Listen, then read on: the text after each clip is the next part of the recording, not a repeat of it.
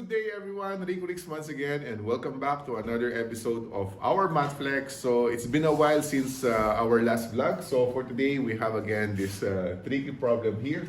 So we have to find all the possible values of x. Given our equation here, we have x raised to x squared plus 5x plus 6 is equal to 1.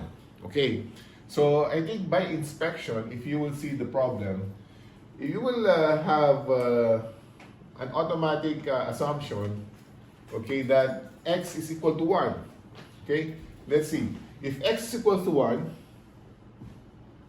one possible value, x is equal to 1, since 1 raised to any number is always equal to 1. Okay, I hope you get that one. So a 1 raised to any number, whatever the exponent, should always be equal to 1. Okay, so let's try.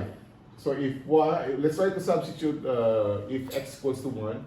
So that means you have 1, and then, okay, the exponent is 1 squared plus 5 times 1 plus 6. So you have now 1 raised to 12. So this is equal to 1. So 1 raised to 12 is always equal to 1, or is equal to 1. Okay? So another possible values of x, if you will see also, what if x equals to negative 1? X equals to negative 1. Okay? Let's see if this value will give us also positive 1. Okay? So a negative 1 or negative 1 raised to an even exponent is always equal to 1. Again, a negative 1 raised to an even exponent is always equal to 1. Negative 1 raised to an odd exponent is always negative 1, but negative 1 raised to an even exponent is positive 1. Okay, so let's see if we will use negative 1. So negative 1, if the exponent is even number, so that means this is a possible value. Okay, so negative 1 squared plus 5 times negative 1 plus 6, right? So that means you have negative 1.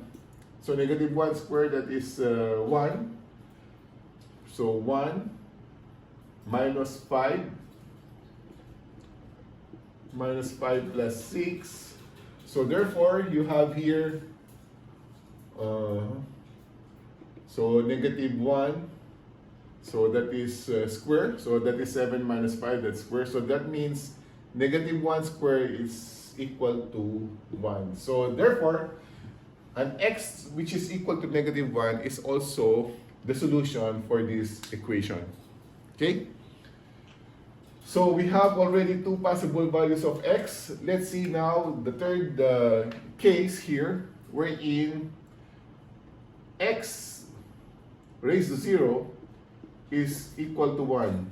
So in other words, any number which is raised to 0 is always equal to 1. Okay? Again, any number raised to 0 is always equal to 1. So therefore, to get a value of an exponent which is 0, so we have to equate the exponent which is x squared plus 5x plus 6 to 0. So if I have x squared plus 5x plus 6 is equal to 0, therefore, you have two factors here. So x plus 3, factors of this one, and then x plus 2 is equal to 0. So you have a possible value of x, which is x equals to negative 3, and another value which is x is equal to negative 2. Okay? So if you substitute now these values, say for example, negative 3, if x equals to negative 3, then you have negative 3 squared plus 5 times negative 3 plus 6, okay? So the exponent here should be equal to 0 to get a value which is equal to 1. So that is 9, that is 15 minus 15, so negative 3 raised to 0 is equal to 1, so 1 is equal to 1. So similarly also for x equals to negative 2, if you will substitute here, you will get a value which is negative 2 raised to 0, which is always equal to 1. Okay? So those are the possible values of x. So let me just recap them. So we have x equals to 1, x equals to negative 1, x equals to negative 3, and x is equal to negative 2. Okay? So I hope this short problem here somehow refreshes us on our algebra, on our factoring, and on our basic foundation on algebra. Okay? So again, thank you very much for watching. So please don't forget to watch, like, hit the notification bell for you to get updated on our succeeding videos. Until next time, guys. Bye-bye.